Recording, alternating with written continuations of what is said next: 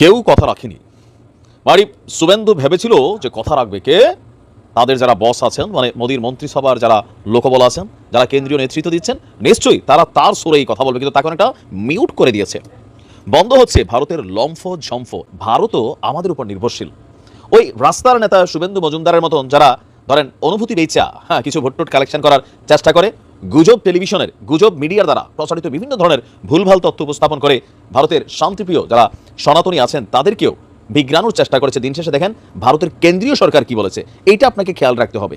আপনি কলকাতায় বসে মারি ছুটিয়ে লাল করে দেওয়ার চিন্তা করছেন, এখন দেখেন আপনার পিছোয়ার আপে কিতনা পারা সাহাব, কিতনা পারা কাউন কিজিয়া। বাংলাদেশের সাথে ভারতের সম্পর্ক কেমন হবে এ নিয়ে ভারতের পার্লামেন্টে একটা বক্তব্যের অপেক্ষায় ছিল বিরোধী দল থেকে শুরু করে সমগ্র রাজ্য সরকারগুলো। তৃণমূল কংগ্রেস পশ্চিমবঙ্গ বারবার বলছিল যে আপনারা একটা ভাষণ দেন, মানে বাংলাদেশের সাথে কি হচ্ছে, মানে হিন্দুদের সুরক্ষা এটা করবেন সেটা করবেন, আমাদের এটা করা উচিত, জাতিসংঘ পাঠানো উচিত, বাট হোয়াট এভার। ভারতের পররাষ্ট্রনীতিতে খুব সুন্দর একটা বক্তব্য আসছে অ্যান্ড উইল লাইক ইট। আমরাও বিষয়টাকে পজিটিভলি দেখছি। ভারতের পররাষ্ট্রমন্ত্রী, কেন্দ্রীয় পররাষ্ট্রমন্ত্রী জয় শঙ্কর, তিনি বলছেন বাংলাদেশে সংখ্যালঘুদের প্রতি আচরণ ভারতের জন্য উদ্বেগের এবং নয়াদিল্লি আশা করে বাংলাদেশ নিজ স্বার্থেই তাদের নিরাপত্তার জন্য ব্যবস্থা নেবে। শব্দগুলো খেয়াল করেন, শব্দগুলো খুবই গুরুত্বপূর্ণ। যে ভারতে মানে বাংলাদেশের সংখ্যালঘুদের প্রতি আচরণ ভারতের জন্য উদ্বেগের, এটা তাদের পলিটিক্যাল পয়েন্ট অফ ভিউতে তারা বলবে। বিশ্বের যেখানেই কোনো হিন্দুদের সাথে যখন কোনো ঝামেলা হবে এটা বলবে, ইস্যু যাই থাকুক। এরপরে বলছে কি, তাদের এই শুভেন্দু মজুমদার থেকে শুরু করে অনেকগুলা উগ্রবাদী সংগঠন যারা বলছিল সীমান্ত খুলে দিন চলে যায়, কেউ বলছিল সীমান্ত ব্যারিকেড করতে হবে, এটা বন্ধ করতে হবে, সেইটা বন্ধ করতে হবে, বাংলাদেশ না খেয়ে মরবে, এই যে বক্তব্যগুলো সেগুলোকে কাউন্টার করে কি বলছে যে এটা বাংলাদেশের আভ্যন্তরীণ নিজস্ব ব্যাপার। আমরা বরাবর এটাই বলে আসছিলাম যে বাংলাদেশে কি হবে না হবে, বাংলাদেশের জনগণের নিরাপত্তা কি দিবে না দিবে, এটা একান্তই আমাদের দেশের ব্যক্তিগত ইস্যু। এই যে আপনাদের দেশে যে এখনো প্রতিনিয়ত মসজিদ ভাঙা হচ্ছে, সেটা নিয়ে আমরা কথা বলছি ওই লেভেলে বলছি না, কারণ এটা নিয়ে ভারতে বসবাসকারী মুসলিমরা কথা বলবে। It's not our concern, but sometimes আমরা হয়তো টুকিটাকি বলি। লোকসভার প্রশ্নোত্তর পর্বে আপনার এই বক্তব্য দিয়ে তিনি বলছেন যে কংগ্রেসকে সংসদ সদস্য মনীষ তিওয়ারির এক প্রশ্নের জবাবে তিনি বলছেন যে ভারত আশা করে বাংলাদেশের নতুন সরকার পারস্পরিক লাভজনক এবং স্থিতিশীল সম্পর্কের দিকে এগিয়ে যাবে, রাইট। এরপর বলছে আমরা আমাদের উদ্বেগের বিষয়টি তাদের দৃষ্টি আকর্ষণ করছি। বাংলাদেশের সংখ্যালঘুদের প্রতি যা ঘটছে আমাদের প্রত্যাশা বাংলাদেশ তার নিজ স্বার্থেই সংখ্যালঘুদের সুরক্ষার জন্য ব্যবস্থা নেবে। বাংলাদেশি উন্নয়ন প্রকল্পে ভারতের একটি ভালো অতীত রয়েছে উল্লেখ করে তিনি বলছেন প্রতিবেশী প্রথম, এই নীতির অর্থ হলো পাকিস্তান ও চীন বাদে প্রায় প্রতিটি প্রতিবেশী দেশেই আমাদের গুরুত্বপূর্ণ উন্নয়ন প্রকল্প রয়েছে এবং বাংলাদেশের ক্ষেত্রে সেটা একটা বিশাল আকার। বাংলাদেশের সাথে ভারতের বিভিন্ন উন্নয়নমূলক কর্মকাণ্ডের অংশীদারিত্ব রয়েছে জানি জয়শঙ্কর বলছেন এই সম্পর্কের ক্ষেত্রে উভয় পক্ষকে পরিপক্ক আচরণ করা জরুরি। আমরা এটাই বলছি, আমাদের প্রতিবেশী দেশেরও নিজস্ব রাজনীতি আছে, সেখানে উত্থান হবে পতন হবে, এটা স্বাভাবিক। তবে আমাদের লক্ষ্য স্থিতিশীলতা নিশ্চিত করা এবং সহযোগিতা বাড়ানো। হোয়াট এ স্পিচ বস। আমি ধন্যবাদ জানাই পলিটিশিয়ান, ইটস কল পলিটিশিয়ান। আমজনতা যেভাবে লাফায়, যেভাবে ঝাঁপায়, দেখেন কেন্দ্রের রাজনীতি যারা করে তারা বুঝের রাজনীতি করে। এখানে এই স্বল্প ভাষণে অনেক কিছু উত্তর দিয়ে দিয়েছেন। এটা বাংলাদেশের আভ্যন্তরীণ বিষয়। আমরা বরাবরই বলছি যে আপনারা আমাদের আভ্যন্তরীণ ইস্যুতে হস্তক্ষেপ করবেন না, বিশেষ করে কারা হস্তক্ষেপ করছে। এই ইস্যুটাকে নিয়ে যারা রাজনীতি করতে চায়, এই ইস্যুটাকে নিয়ে যারা মিডিয়ার ভিউ বাড়াইতে চায়, এই ইস্যুটাকে নিয়ে ধর্মপ্রিয় চ্যানেল হিসেবে নিজেদেরকে যারা জাহির করতে চায়, এই যে বাংলাদেশের চঞ্চল চৌধুরীকে নাকি গৃহবন্দী করে রাখা হয়েছে, ভারতের মিডিয়ার নিউজ দেখছেন, চঞ্চল চৌধুরী নিজে বিষয় নিয়ে হাহারিয়ে দিয়েছেন। এই হচ্ছে ভারতের মিডিয়ার অবস্থা। তবে আমরা ধন্যবাদ জানাই ভারতের পক্ষ থেকে এই ধরনের পজিটিভ একটা মনোভাব আসার জন্য। এটাই হবে। পাকিস্তান থেকে J-17 ফাইটার জেট আনা হোক এবং ভারতে যে 7 সিস্টার্স অঞ্চল আছে সেই অঞ্চলে যারা বিদ্রোহী গ্রুপ তাদেরকে সাহায্য করুক বাংলাদেশের ইউনিট সরকার। এই একাধিক ঘটনার পর পাকিস্তানপন্থী মনোভাব যে বাংলাদেশের বাড়ছিল তা কিন্তু বোঝা যায়। কালকে এক ভয়ানক খবর আমাদের সামনে আসে, দেখা যায় পাকিস্তান নাকি বাংলাদেশকে 16টি ফাইটার জেট বিমান উপহার দিয়েছে নাকি বাংলাদেশ টাকা দিয়ে কিনেছে, সে বিষয়ে এখনো তথ্য যেহেতু সামনে আসেনি, ধরে নেওয়া যায় পাকিস্তান বাংলাদেশকে এই বিমানগুলোকে উপহার স্বরূপ দিয়েছে। এবার বাংলাদেশের সামনে এমন কি যুদ্ধ আছে যার জন্য পাকিস্তানের মতো একটা দেশ থেকে বিমান কিনতে হবে বা আনতে হবে, সেটাই একটা বড় প্রশ্ন চিহ্নের মধ্যে কিন্তু পড়ে যায়। ধাপে ধাপে পাকিস্তান এবং বাংলাদেশের যে সম্পর্ক আরো ঘনিষ্ঠ লেভেলে চলে যায়, তা কিন্তু একাধিক চুক্তি মারফত বা একাধিক বিভিন্ন ঘটনায় কিন্তু আমরা বুঝতে পারি। আমি 4 থেকে 5টা ঘটনা শুধু আপনাদের একটু মনে করিয়ে দিতে চাই। কিছুদিন আগে আপনারা দেখবেন এই J-17 এক অধ্যাপক পাকিস্তানকে বন্ধুত্বের বার্তা দিয়েছিলেন। তিনি আরো বলেছিলেন যে 71-এ মুক্তিযুদ্ধের সময় যা হয়েছিল সেই ইতিহাসকে ভুলে গিয়ে আমরা পাকিস্তানের সঙ্গে বন্ধুত্বপূর্ণ সম্পর্ক তৈরি করতে চাই। পাকিস্তানের সঙ্গে একাধিক ডিল করার পাশাপাশি পাকিস্তানের পক্ষ থেকে একটি বার্তা এসেছে কিছুদিন আগে, যেখানে তারা বলেছে বাংলাদেশি ভাই তোমাদের আমরা পরমাণু বোমা তুলে দেব, প্রথম কথা, যে বক্তৃতা দিয়েছে সে পাকিস্তানের কোন পোস্টে আছে আমি জানি না, কিন্তু পরমাণু বোমা বাংলাদেশকে কেন পাকিস্তান হঠাৎ করে তুলে দিতে যাবে তা হয়তো আপনারা খুব সহজেই বুঝতে পারছেন। অর্থাৎ পাকিস্তান এবং বাংলাদেশের একমুখী নিশানায় কিন্তু পড়েছিল ভারতবর্ষ, তা কিন্তু আন্তর্জাতিক বিশেষজ্ঞরা বুঝতে শুরু করে দেন।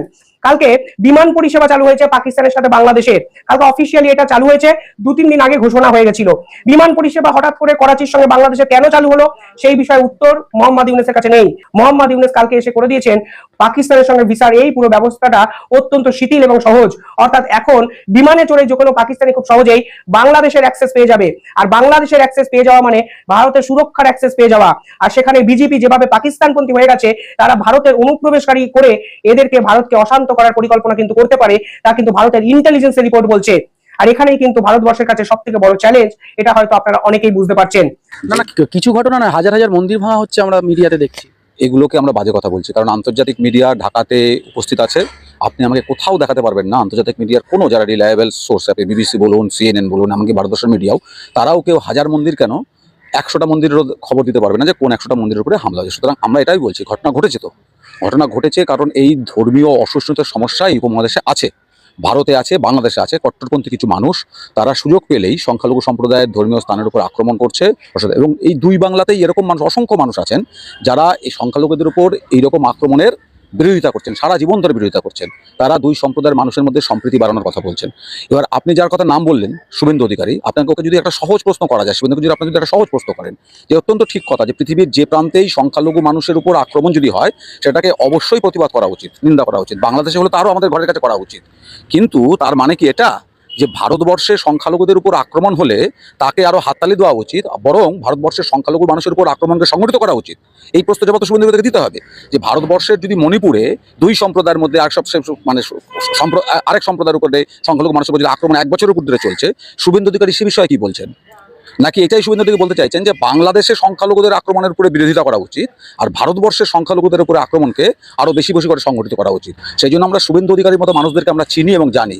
এই উপমহাদেশে ভারত এবং বাংলাদেশে এই দুই সম্প্রদায়ের মধ্যেই এই সাম্প্রদায়িক উগ্র ধর্মীয় নেতারা আছেন, যারা ধর্মীয় নেতা, যারা ধর্মকে দেশের রাজনীতি চালাচ্ছে। শুভেন্দু অধিকারী তাদের মধ্যে একজন। তাদের একটাই লক্ষ্য, তারা এই ধর্মীয় উত্তেজনা বাড়িয়ে তারা নিজের ভোটের স্বার্থ, রাজনৈতিক ক্ষমতার স্বার্থ তারা চরিতার্থ করতে চায়। একটা প্রমাণ দেখাতো যে বিপ্লব হয়েছিল নির্বাচন দেওয়ার জন্য 1 মাসের মধ্যে, 2 মাসের মধ্যে, 3 মাসের মধ্যে, 1 বছরের মধ্যে, 2 বছরের মধ্যে, মানে বিপ্লবটা হয়েছিল যে কারণে। এটা প্রমাণ দেখাবেন যে ইউনূসের কাজ নির্বাচন করা, 1 বছরের মধ্যে, 1.5 বছরের মধ্যে রোড ম্যাপ দেওয়া, নির্বাচন করা, হস্তান্তর করা। এটা প্রমাণ দেখাতো আমাকে যে যারা মরলো, যারা জীবন দিল, অন্ধ হলো, যারা পঙ্গু হলো, যে জন্য বিপ্লব করলো, মেজাজ দেখাচ্ছেন, মেজাজ হট হয়ে গেছে আপনার নির্বাচনের জন্য, দিতে হবে, হস্তান্তর করতে হবে, রোড ম্যাপ চাই, 1 বছরের মধ্যে, 1 বছরের মধ্যে। কোথায় লেখা ছিল নির্বাচন দিতে হবে? বিপ্লবের কোথায়, কোন জায়গায় লেখা ছিল? কোন চ্যাপ্টারে, কোন চ্যাপ্টারে লেখা ছিল বিপ্লবের? কোন বাইবেল, মহাভারত, গীতা, তোরা, পুরাণ? বাইবেলের কোথায় লেখা? মহাভারতের কোথায় লেখা নির্বাচন দিতে হবে 1 বছরের মধ্যে? বিপ্লব কেন হয়েছিল? নির্বাচন দেওয়ার জন্য। কে নিঃসময় প্রুফ? মিস্টার গরম হয়ে গেছেন, মেজাজ দেখাচ্ছেন, উল্টাপাল্টা বলছেন। আমাকে দেখান তো যারা জীবন দিল, অন্ধ হয়ে গেল, পঙ্গু হয়ে গেল, সারা জীবনের জন্য শেষ, জীবন্ত শহীদ, জীবন্ত লাশ, জীবন্ত কবর। এই মানুষগুলা আপনাকে, আপনার লিডারকে ক্ষমতা বসানোর জন্য, এই জন্য বিপ্লব হচ্ছে যে আপনার দল, আপনার লিডার, আপনার ওয়ান ম্যান পার্টি, এই দলটাকে, এই ফ্যাসিস্ট দলটাকে, এই ডাইনাস্টি, এই পরিবারতন্ত্র ক্ষমতায় বসাবে। এইটাই ছিল বিপ্লবের একমাত্র মোটিভ। আপনি নির্বাচন যে চান, প্রমাণ দেন তো যে বিপ্লব যখন হয়েছিল এবং যারাই করেছিল এবং জীবন দিয়েছিল, ত্যাগ স্বীকার করেছিল, তার সর্বোচ্চ ত্যাগ করেছিল, তার অন্ধ হয়ে গেছে, পঙ্গু হয়ে গেছে, অর্ধেক মুখ নাই, অর্ধেক মাথা নাই, হাত নাই, পা নাই, একটা চোখ নাই, 2টা চোখ নাই, মাথার অর্ধেক নাই, খুলির পুরাটাই নেই, খুলির পুরাটাই নেই। এইরকম যারা ত্যাগ স্বীকার করলো, তারা বলেছিল যে আমরা অমুক লিডারকে ক্ষমতায় দেখতে চাই, তাকে আনতে হবে দেশে, নির্বাচন দিতে হবে এবং তাকে ক্ষমতা বসাইতে হবে, রাজা বানাইতে হবে, আমাকে দেখান তো যে ইউনুসকে তার এই জন্য ক্ষমতা বসাছিল। তার কোনো কাজ নাই, তার কিচ্ছু করতে হবে না, কোনো কাজ করতে পারে নাই।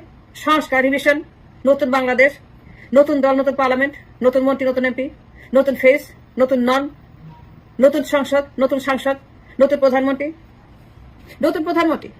নতুন দল, নতুন স্পিরিট, নতুন ব্লাড, নতুন আত্মা, পার্লামেন্টে নতুন নতুন দল, মত, মানুষ।